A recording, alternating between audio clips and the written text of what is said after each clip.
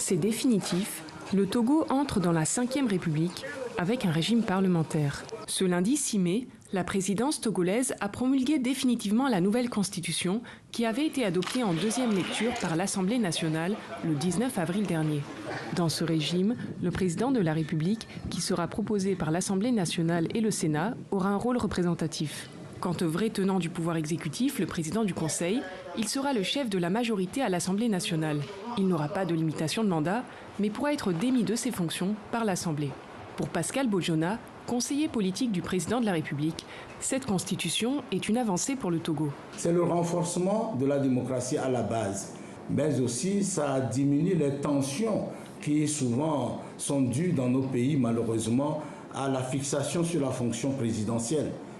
Quand certains s'imaginent qu'on aurait retiré au peuple son droit d'élire le président de la République, ce n'est qu'une illusion. Il s'agira donc d'une élection du président au suffrage indirect. Pascal Bojona rappelle que le Togo avait déjà connu un régime parlementaire à son indépendance. Il précise que le nouveau régime ne peut être appliqué dès aujourd'hui, car par exemple, le Togo ne possède pas encore de Sénat. Il y aura donc une période de transition qui pourrait durer jusqu'en 2025. Mais cette nouvelle constitution reste contestée au Togo. Ce dimanche, des membres de la société civile tenaient un meeting contre ce nouveau régime dans le quartier de Bé à Lomé. Les militants y dénonçaient notamment les conditions d'adoption de cette constitution, juste avant des élections et sans référendum.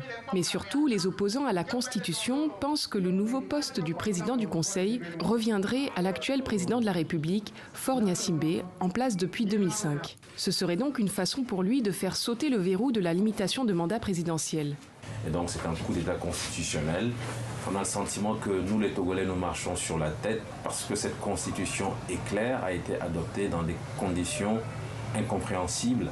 Notre espoir est d'agréger toute cette indignation pour qu'elle permette de remobiliser la nation togolaise pour faire cette pression pour obtenir un rétropédalage. Le Togo vient de connaître les résultats de ces élections législatives et régionales du 29 avril. La commission électorale a annoncé une large victoire du parti au pouvoir, avec notamment une majorité à l'Assemblée nationale.